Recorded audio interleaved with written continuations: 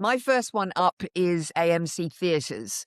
So as a bit of background, AMC has introduced premium seating for A-list and Stubs members. And what this looks like in practice is it looks like it's going to be pretty much kind of center of the center within AMC theaters. And with your existing subscription, you will have this premium seating.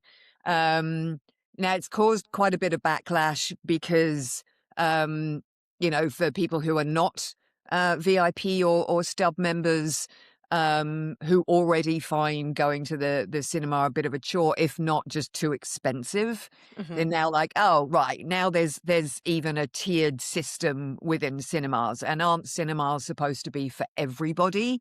And putting in this tiered thing, it's like, really realistically, what's next? Dynamic pricing? It could happen. Mhm. And in the ongoing, very vibrant conversation about the future of cinema, it's a big source of focus for folks at the moment. And there's been a lot of call on in the comments about, yes, there are some pretty happy subscribers that like the fact that they'll be able to get a better seat all the time. But the majority that I've seen is really kind of, this is now turning into like the concert system where Mhm. tickets are really expensive. They're only for the privileged, the people can afford them, and the rest of us schmoes kind of get what's left, which I think is a very valid argument. But then there's been a lot of support for the independent cinemas, the landmarks, the Alamo Drafthouses, independent theaters in different cities. So it's an interesting thing for AMC. I think the wider problem with all of this, and from a marketing perspective, is that, okay, bring in, you're going to give some extra benefits to some subscribers, and that's the subscriberization, subscriberification, too long a word, of everything, right? Where you can't just do a one and done. It's always, string it out as long as possible. But that might be value. But what's at the heart of it is the experience at the AMC warranting that kind of pricing and tiered system coming in. And I would hazard the argument that it's not, because it's all very well having premium seating, but if the experience you're delivering to your audience is not top notch, and let's face it, the experience at AMC is not top notch, then kind of what's the point? Now, there are two examples where this has been done successfully. I mean, Alamo Drafthouse, you have what can be viewed as a premium experience. You can order food and drink from your chair. It is a big, soft chair with a footrest on it. It is a more premium experience, and it's a smaller theater, so it feels more intimate. And the no phones allowed, makes it an even better experience. In Australia, they have a thing called Gold Class at Hoyt Cinema, which is a fully catered experience with its own bar, and you have wait service, and you can order a couple of times within the movie, but there is a separate bar for it. It costs a lot more, and you know what you're getting, but the entire experience is thought about rather than just a block of seating in a cinema. So how does the experience get better for everybody? And then what is the added value you're giving to people who are paying a bit more for a subscription to this thing? And if that's the way you want to go, why don't you kind of demarcate the kind of cinemas you have? So if you want all premium cinema people in one theater, and you've got general tickets, $5 Tuesdays in another, why not do that rather than maybe build resentment within a cinema for movie nights, when you've already got problems with people coming in, being on their phones, throwing, yes, audience interaction for Minecraft aside, but being more unruly in Mhm. a cinema setting. It's an interesting move that AMC has made. Yeah. So when I saw it, I was like, "Oh, this makes sense." from a marketing thing. Because it's funny because it's like we've talked about this on this podcast before. It's like how do you create um tiers for your consumer, right? To make, the ones that are like, actively purchasing your product, participating and get them reward them with something.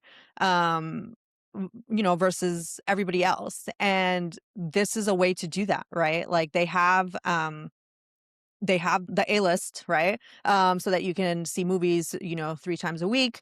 You can get order through the app and do all that. And then they have the Stubs member, which is, the free tier, but it's still just like, their club. I was surprised actually that they're including the Stubs members in this and not just making it the A-list. Probably because they don't have that many. So I'm seeing this as a way to try to push people into being Stubs members and A-list, which kind of opens them up to, bigger avenues of being able to market directly to people through the app because now we have your name, we have your information, we know what you like, we know what movies you like, and not just, have anonymous people, coming to the movies. The other thing is kind of them admitting that people aren't going to the movies anymore. So we have to reward the people that are coming, right? Instead of the one-off people that come once every 6 months or, once a year. I think the latest stats show that people only see, one movie a year, or two at most. So kind of seeing this outrage and like the outpouring of like, people saying like, well, what happens to all the normal people? Well, normal people aren't going to the movies, right? So it's like AMC needs to change something in order to try to get more people to come. The other thing that I do agree with is that they do need to start improving what A-list or premium experience is, right? Is it enough that it's only, like the three movies a week?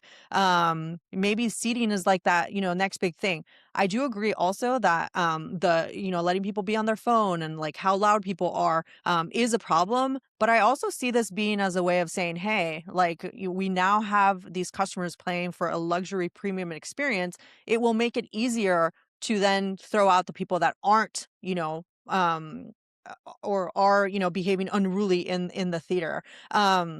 And then the other thing that it made me realize is that, oh, they're kind of moving to the airplane model, right? Where it's like even Southwest has gotten rid of the open seating, right? Now everything is you got to pay for your seat, So I do think they are going to head into the direction of paying for, better seats and,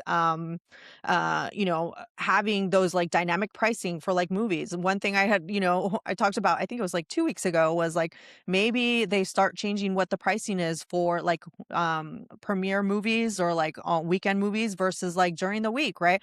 Let's bring back that, $5 Tuesday and like have, once a movie has been in the theater long enough, like start lowering the prices in order to try to entice people to come back or come to the theater. Like they have to do something. I don't know that this is the correct thing, the first thing that you're going to do. But it really does seem as if, that K-shaped economy is affecting all industries, right? The airline industry, which I think it was United or Delta just announced that they have the longest premium economy seating on an airplane, that had ever been, right? So they're reducing the number of economy seats, leaving and then stretching out the first class, business class, and the premium economy seats in order to get more people to pay for more room in the airplane and have a more premium experience where you're actually not really changing very much else Nope. except for adding more of the seats in there, right? But people are paying up, right? Which shows that there is room for that to work as a system. And I think, that's what they're going to try here. Which kind of sucks because yes, movie theaters should be for everybody, but it's increasingly getting more and more expensive. And if it's not actually providing a value to people, then like they're just going to keep losing people. So I think there does need to be some, rebalance of a more premium experience, yes, but then also fixing the more common, movie theaters. I like what you said about like, what can you do? Like maybe separate out IMAX completely, and like the Dolby Premium and like the, laser shows, right? Like AMC is doing a lot in with those, right? Like it's building more IMAX theaters. In cities that aren't just LA, So like that's a step in the right direction. And those movies already cost more, right? Like those movies are almost $40 to go watch, Um, but you get them, at the regular price for if you're on A-list, right? So that's the thing where it's like, they're trying to test things out. Marketing wise, it makes sense because people want to feel like things are exclusive and they're being given, things that, other people don't get. But whether this is the right move at the right time now, I don't know. Do you know when this is supposed to happen? It's having a mental blank at the moment. If Mhm. it's not immediate, then Okay. it's happening in the next month. Okay. I think the lesson for me here is fix the overall Yeah. experience first. What makes I mean, one, we're dealing with, the so-called decline in cinema attendance. Yes, I'm not a denier, it's definitely there, but we've got a lot of things in play here. We've got franchise fatigue. Mhm. We've got, reboot after reboot after reboot being made, and people looking for the new and the unusual, hence why Mighty Supreme has been such a massive, Mhm. I mean, massive Project Hail success. Mary is already gonna have one of the highest openings of this year, and that's I mean, it's based on a book, and, an author who has previously had a movie, The Martian, but it's gonna be, a new sci-fi that doesn't have existing IP, Yeah. and that seems to have, people excited about it, But but from yeah. but from ticket purchase to the moment your butt goes in the seat, I mean, my Mhm. local AMC is Century City, which is Mhm. an upscale shopping mall. Mhm.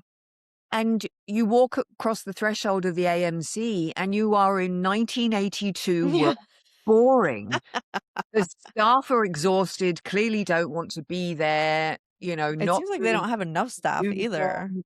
They don't have enough staff. And then you go downstairs into the concession area and it's all, high sugar sweets. So by the time you get into the movie theater, you've had a pretty disappointing experience.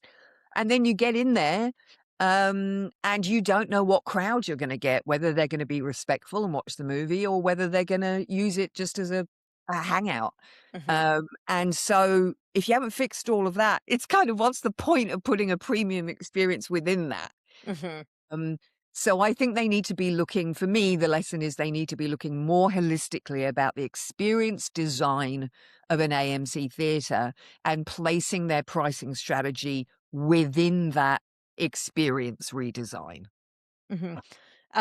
Yeah, the one of the lessons for me is you do need some sort of, premium versus, regular experience that's happening everywhere. But is this the right one? It Right. kind of seems like they, chose this, as something that could be a good thing. And I'll say like I am an A-list, member and like sitting in the middle is not a preferred thing for me, right? So like who chose this as like the main thing? Like that doesn't to me scream a premium experience. Fix the menu, fix people not being able to, be on their phones, being, on the light, kick them out the way that they do at like Alamo Drafthouse. I don't know where they got their data or what research they did to, choose this, but it doesn't really make sense. And the fact that they got all this backlash goes to show that it wasn't the right one. So honestly, I mean, I think they should walk it back because I don't know who it was popular with.